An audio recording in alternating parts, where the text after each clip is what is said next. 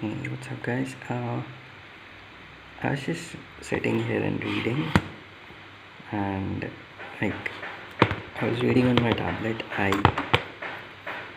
won't say recently. I It's been a few years, but I started reading on my tablet. It's not a Kindle. At some point, maybe I'll get a Kindle, or I don't think I will get a Kindle. I'll probably get something else, but an e-reader, basically, specifically for reading. Those remarkable things are actually remarkable, so I would like to get those. But that's not what I was. What the reason I'm making the video is I was sitting and this thought always comes to me.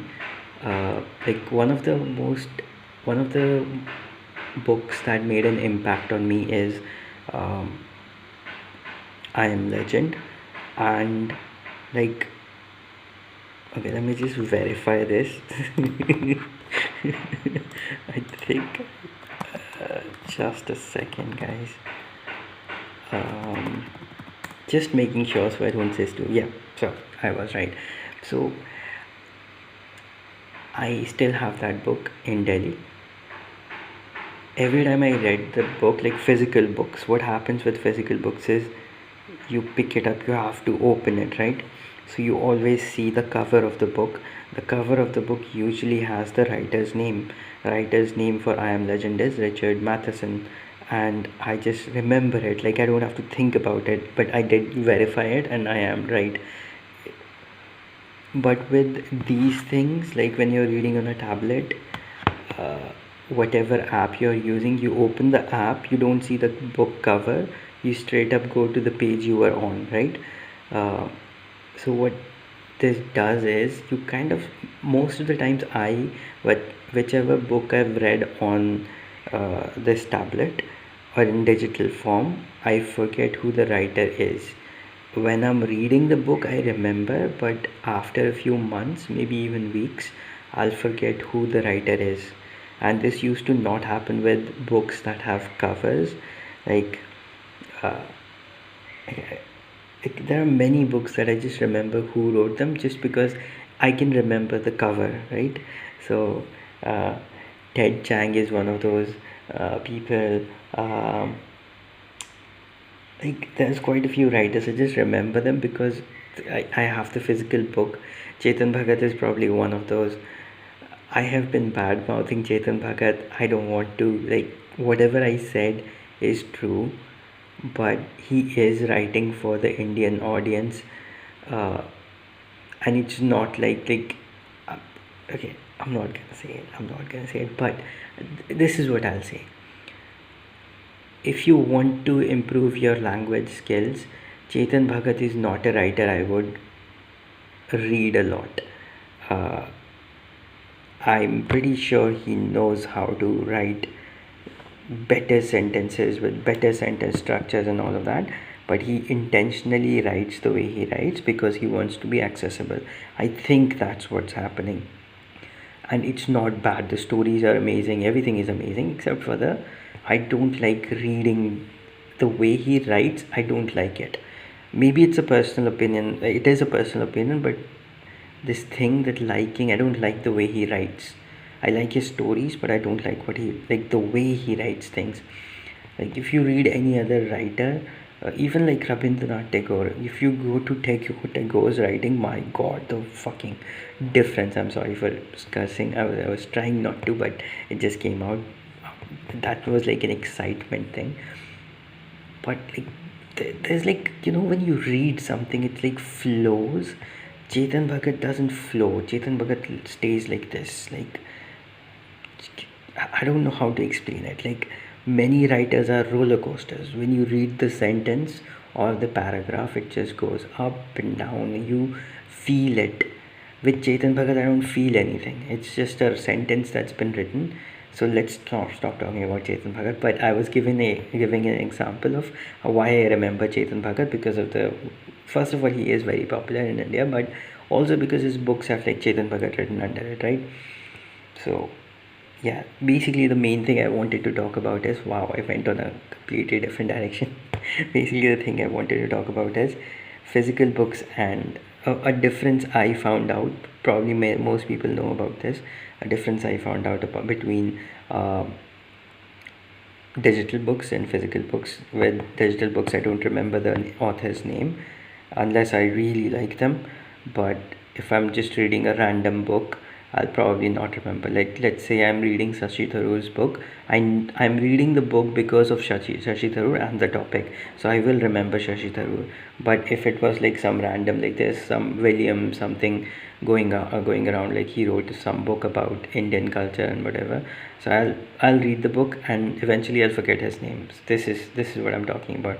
With if it was a physical book I bought, I would probably remember his name.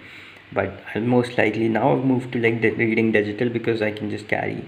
I have to carry this, which is a big thing, but still not as big as carrying like thousands of books. Not thousands, but maybe hundreds of books. Like, so that's pretty amazing. And um, I also want to add a little tip. It works for me. I don't know if it will work for you, but when I'm bored of one book, and it, it does happen, there are very few masterful books where you don't get bored at all. Most of the books, there will be parts that are boring. When that happens, it becomes a struggle to read through them, and you kind of stop reading. So the trick I have found is just start reading another book. I read like 3 or 4 books at a time. Initially what used to happen is I couldn't remember what was going on in this book. Like currently I'm reading Ready Player 2, I'm reading Exhalation, I'm reading I don't know if I should say it, a psychological book, psychology book, not a psychological book, but a book on psychology, and a different kind of psychology that I don't want to talk about. Then I'm reading a, I don't know what it is. It might be a paper of some sort. It's about, it's assessing the character Joker from Batman. Like it's assessing that. And then I was also reading a book about mathematics, but it doesn't have, it has like proofs and stuff, but it is about mathematics, how important mathematics is in common people's, how even if even the person that says I don't like mathematics is actually constantly using mathematics. So these are some of the books that I'm reading at one point. And like I said earlier, it used to be I couldn't remember what was going on in the books, but I can kind of remember now. I just read a few lines and I'm okay. So this is what's happening. Like yesterday I started picked up. I don't think I need to give a spoiler alert for a name, but yesterday I picked up Ready Player 2, and I started reading like Kira, and I was like, who is Kira? And then like I started thinking about the character, and all the story that I've read so far came to me. And although with the mathematics book it's a slightly harder, but another trick I've learned is if you read, like if you're reading 5 books at a time and 5 of them are science fiction, 5 of them are time travel related, then it's going to be confusing. So what I do is I read like a fiction, thriller, psychology book, non-fiction, fiction, mix those things up, and that's what I do. um, so yeah, I hope you enjoy that trip. I don't know if it will work. It works for me, but I don't know if it will work for you. But try it if you are getting bored and you're like, "Ugh, I'm gonna lose my habit of reading." So you can do that. But yeah, think about this. Like, does this happen to you as well? Where you, like, if you're reading a physical book, you remember the name of the author, but when you're reading a digital book, you forget what the author's name is. And it's been happening to me. That's why I wanted to make this video and discuss it with like other people that read. Like even with, like, there was a mathematics book. There were two people, R.S. Agarwal and R.D. Sharma. I remember their names because it was written on the book. These are like, what do you call them? Like school books, school mathematics books. There was H.C. Verma. This was like a physics guy, and then there was another one for chemistry. I can't remember who exactly it was, but I used to open physics books a lot more and mathematics books a lot more, so that's why I remember their names more.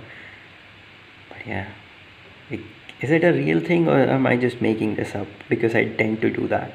So let me know. Also, sorry for the way I look. I don't know, I look weird for some reason. There's like no lighting, there's nothing going on in my house, so I didn't like put on lighting and all that. This is just an impromptu video that I'm making. So excuse my looks, and I hope you have a good day. Bye.